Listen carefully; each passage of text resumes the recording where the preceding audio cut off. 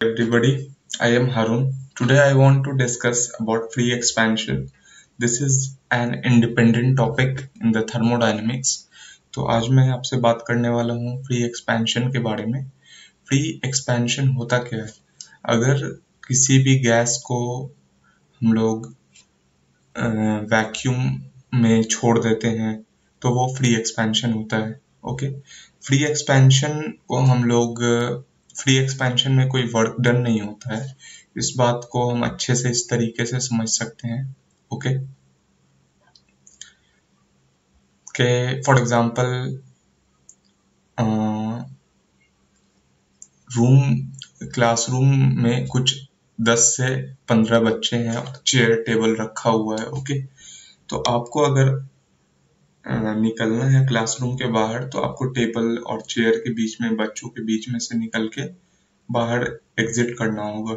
अगर एक empty room है, गेट ओपन है, तो वहां पर आप इजिली बिना कोई हर्डल्स के, बिना कोई रेस्ट्रिक्शंस के अपने जिस भी पॉइंट पे को पहुंचना है आप पहुंच जाएंगे। ओके, तो इन दो केस में हम ये देखना चाह रहे हैं कि जिस केस में हमें कोई रिस्ट्रिक्शंस फेस नहीं करना पड़ रहा है उस केस में हमें वर्क डन ज्यादा नहीं करना पड़ रहा है।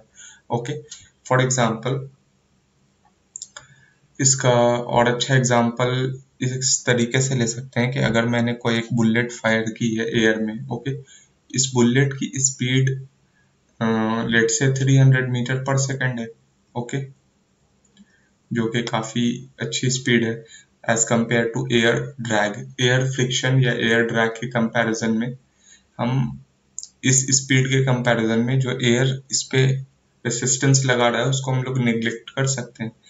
ठीक है, तो यहाँ पर कोई एज सच एयर के द्वारा इस पे कोई रेसिस्टेंस नहीं लगा।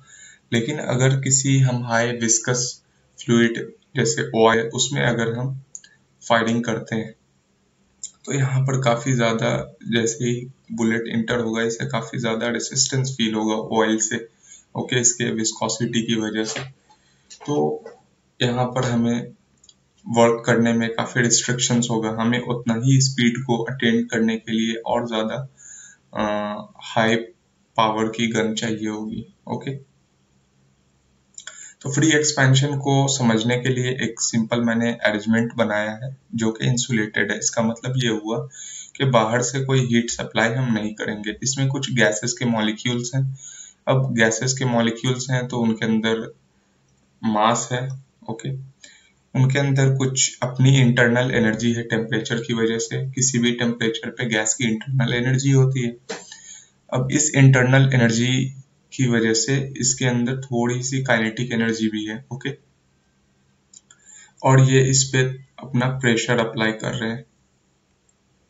ये एक मेम्ब्रेन है या वॉल है और दूसरे साइड में यहाँ पर कुछ भी नहीं है।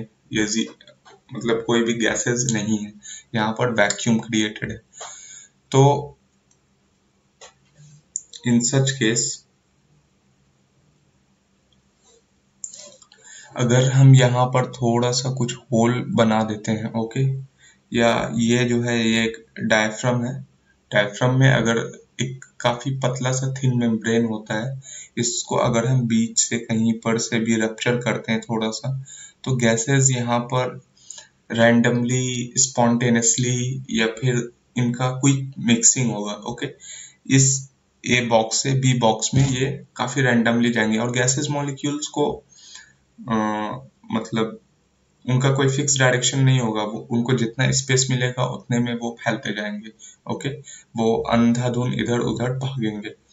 तो यहाँ पर पहले गैसेस मॉलिक्यूल्स के अंदर सिर्फ इंटरनल एनर्जी थी। ओके, यहाँ पर काइनेटिक एनर्जी काफी कम थी, तो जो ज्यादा मैक्सिमम एनर्जी थी वो इंटरनल एनर्जी के फॉर्म में हुई। लेकिन जैसे ही मैंने यहाँ पर इसको पाथ दिया आगे एक्सपैंड करने के लिए, तो इंटरनल एनर्जी के एक्सपेंस पे ये इसके अंदर काइनेटिक एनर्जी गेन हो गई। ओके, इंटरनल एनर्जी को खर्च करके इसने काइनेटिक एनर्जी ऑब्टेन किया। तो इस केस में यहाँ पर गैसेस की काइनेटिक एनर्जी बढ़ जाती है। Use the highlighter. इस केस में गैसेस की काइनेटिक एनर्जी बढ़ गई। ओके, और आफ्टर द कोलिजन, मतलब इस पॉइंट पे यहाँ पे कोलिजन हो रहा होगा। ओके, तो गैस जब कोलाइड करेंगे वॉल से, तो कोलाइड करने के बाद इनकी स्पीड में रिडक्शन आएगा। ओके, और फिर जो गैसेस मॉलिक्यूल्स एक दूसरे से टकरा रहे हैं उसकी वजह से फिर और बहुत सारा रीजन है, फ्रिक्शन है, वॉल से टकराने की वजह से प्रेशर एनर्जी है, या फिर काइनेटिक एनर्जी कम होगी, तो फिर ये इंटरनल एनर्जी जो है इंक्रीज होगा और काइनेटिक एनर्जी रिड्यूस होगी। यहाँ पर इंटरनल एनर्जी इंक्रीज हो जाएगा और काइनेटिक एनर्जी रिड्यूस हो जाएगी। ओके, तो हम लोग ये देख रहे हैं कि जो इनिशियल काइनेटिक एनर्जी था और लास्ट में इनिशियल स्टेट में जो काइनेटिक एनर्जी था वही लास्ट में होता है। तो internal energy at point A is same as the internal energy at point B. Okay, तो ये काफी हाईली रिवर्सिबल प्रोसेस है। ये हाईली रिवर्सिबल प्रोसेस क्यों है? क्योंकि जब भी हम लोग गैसेस को किसी क्लोज्ड कंटेनर से हम लोग किसी रिस्ट्रिक्टेड पैसेज से निकालते हैं तो वो काफी स्पॉन्टेनियस होता है वो प्रोसेस। उसका प्रोसेस का जो नेचर होता है वो स्पॉन्टेनियस होता है। ओके, तो ये हाईली इरिवर्सिबल प्रोसेस है,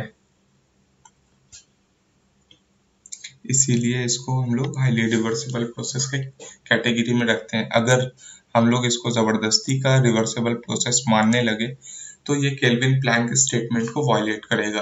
ओके, हम लोग फर्स्ट लॉ से जानते हैं dq is equal to du plus dw।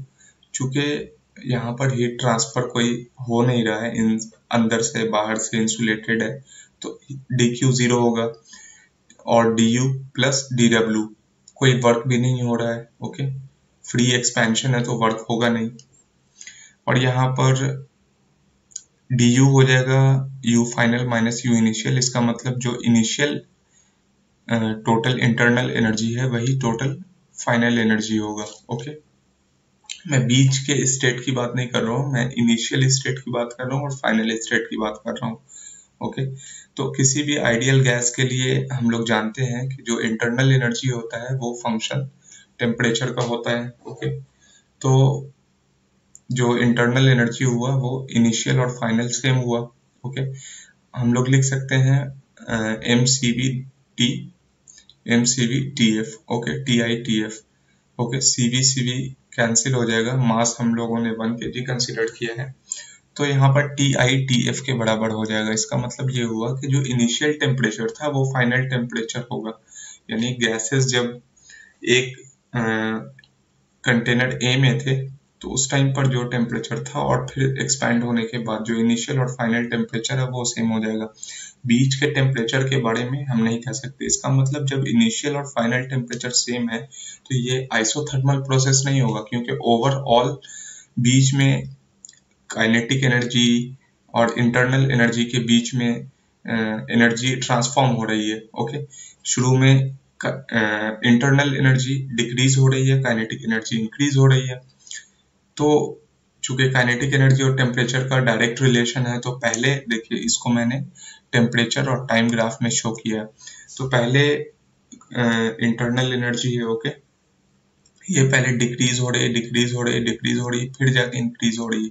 तो इस ड्यूरेशन में जो यहाँ पर इसकी इंटरनल एनर्जी थी वो काइनेटिक एनर्जी में कन्वर्ट हो गई, और फिर यहाँ पर काइनेटिक एनर्जी जो थी वो वापस से इंटरनल एनर्जी में कन्वर्ट हो गई, और जब इंटरनल एनर्जी में टोटल कन्वर्ट हुई तो ये टोटल यहाँ पर जो मैक्सिमम टेम्परेचर था फाइनल का वो ऑब्टेन्ड हो गया। ओके, जो इनिशियल कंडीशन पे था। हम लोग जानते हैं आइडियल गैस के लिए PV is equal to MRT, T is equal to PV upon में MR, M mass, R characteristics gas constant, MR constant होता है किसी भी एक गैस के लिए। तो यहाँ से हम लोग T is equal to PV upon में MR लिखा, तो यहाँ पर PI VI is equal to PF VF। यहाँ पर ऑल्दो ये equation PV is equal to constant यानी कि आइसोथर्मल इक्वेशन जैसा लग रहा है, लेकिन ये है नहीं। ये मूवी मुझे तारे ज़मीन का जो दरअसल सफारी है उसका वो बात याद दिला देता है कि जो होता है वो दिखता नहीं और जो दिखता है वो होता नहीं। ओके, सो यहाँ पर ये इक्वेशन आपको न्यूमेरिकल बनाने में यूज होगा। मैंने यहाँ पे तारे जमीन पे लिख भी दिया है। चूंकि ये इक्वेशन इस तरह का दिख रहा है लेकिन ये आइसोथर्मल प्रोसेस नहीं है। ओके, अब क्या पीडीवी वर्क के बारे में कुछ कहा जा सकता है? क्योंकि ये हाईली इरिवर्सिबल प्रोसेस है तो पीडीवी वर्क, यहाँ पर वर्क तो जीरो हो रहा है क्योंकि फ्रीली एक्सपेंशन हो रहा है। ओके, यहाँ पर कोई पिस्टन है नहीं, मतलब अगर हम यहाँ पर इस तरीके से कोई अरेंजमेंट बनाते हैं, ओके, ये कोई अरेंजमेंट मैंने बनाया है,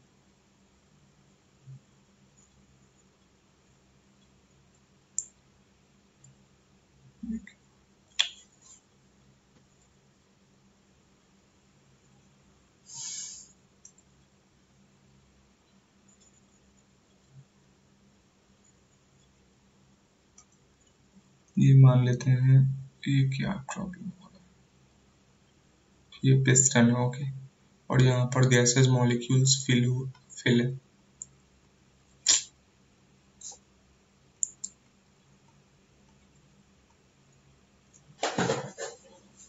तो यहाँ पर होगा क्या कि ये पिस्टन को इस तरफ धक्का देगा स्लोली और पिस्टन इस स्टेट पे पहुंचेगा, फिर गैसेस मॉलिक्यूल इसको धक्का देंगे, फिर पिस्टन यहाँ पे पहुंचेगा। तो ये जो प्रोसेस होगा काफी स्लो होगा, तो ये हम लोग कह सकते हैं कि ये रिवर्सिबल प्रोसेस होगा। बट यहाँ पर वर्क डन जो है वो जीरो है, और पीडीवी वर्क के बारे में हम लोग इसलिए नहीं कुछ कह रहे हैं क्योंकि ये रिवर्सिबल प्रोसेस है नहीं, ये रिवर्सिबल प्रोसेस है। ओके, और फ्री एक्सपेंशन प्रोसेस में हमने ये तीन चीज देखा कि initial internal energy, final internal energy same होता है, और इंटरनल एनर्जी का डायरेक्ट रिलेशन होता है टेम्परेचर से, और टेम्परेचर का डायरेक्ट रिलेशन है इंथैल्पी से। So initial enthalpy final enthalpy same होता है। हम लोग इंथैल्पी होता है ना U प्लस PV, तो यहाँ पर टेम्परेचर के अकॉर्डिंग ये चेंज नहीं हो रहा है। ओके, अब एक सिंपल सा क्वेश्चन है कि एक रूम है, इस रूम में मैंने एयर को निकाल दिया है, इसको वैक्यूम कर दिया है, इवैक्यूएट कर दिया है, और इसमें एक बैलून है जिसमें कुछ गैस है। ओके, और ये बैलून को नीचे मैंने कुछ इस तरह का अरेंजमेंट रखा है कि बैलून को अगर यहाँ पे रखेंगे तो ये इससे टकराने के बाद बैलून फटेगा। बैलून जब फटेगा तो यहाँ पर फ्री एक्सपेंशन होगा गैस का, ये पूरे गैसेस जो है इस रूम में भरना चाहेंगे, भरेंगे। ओके, तो इंटरनल एनर्जी क्या होगा? इंटरनल एनर्जी में चेंज आएगा, लेकिन जो चेंज होगा वो इनिशियली तो जो इंटरनल एनर्जी है वो काइनेटिक एनर्जी में चेंज होगा। गैसेस मॉलिक्यूल्स के अंदर मोशन, गैसेस मॉलिक्यूल्स को जब ज्यादा स्पेस मिलेगा तो वो स्पीड से जाके हर जगह फैलेंगे, फिर उनकी काइनेटिक एनर्जी कम होगी, और फिर जो इनिशियल काइनेटिक एनर्जी थी, फाइनल काइनेटिक एनर्जी, वो दोनों सेम हो जाएगी। सेम केस है इंथैल्पी के साथ, इंथैल्पी भी इनिशियल फाइनल सेम होगा, एंड सेम केस है टेम्परेचर के साथ। तो आई थिंक इसमें मैंने अप्रॉक्स सारे टॉपिक्स को डिस्कस कर दिया है। तो अगर हम कुछ क्वेश्चन देखें तो यहाँ से मैं कलर चेंज कर देता हूँ।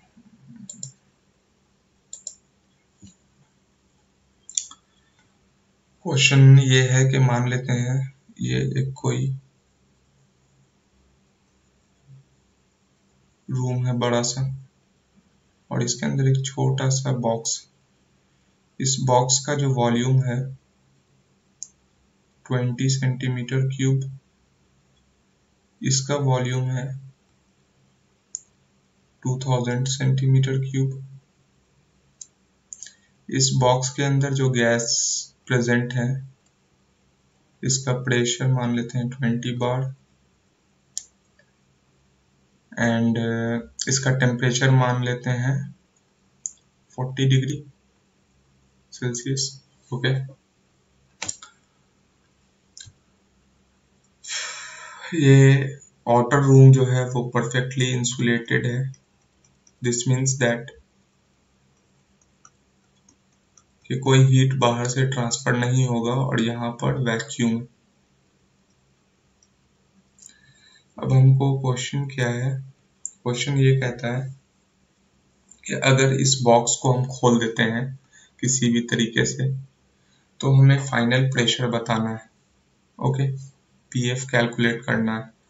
हमें पता है अगर गैस को हम लोग खोल देंगे तो गैस पूरे वॉल्यूम को ऑक्यूपाई करेगा, तो जो वीएफ होगा, जो फाइनल वॉल्यूम होगा वो 2000 मीटर सेंटीमीटर क्यूब हो जाएगा। और ये इक्वेशन जो है P I V I is equal to P F V F apply कर देते हैं यहाँ पे। इनिशियल प्रेशर क्या है 20 बार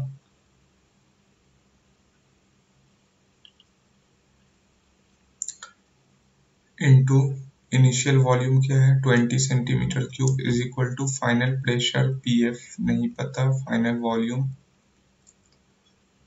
2000 सेंटीमीटर क्यूब 20 प्रेशर एफ जो हो जाएगा वो 4/20 यानी 1/5 0.2 बार। तो इस टाइप के क्वेश्चंस एग्जाम में आ सकते हैं सिंपल से। तो this was all about the free expansion. I hope you like the video. Please like, subscribe and share. Thank you.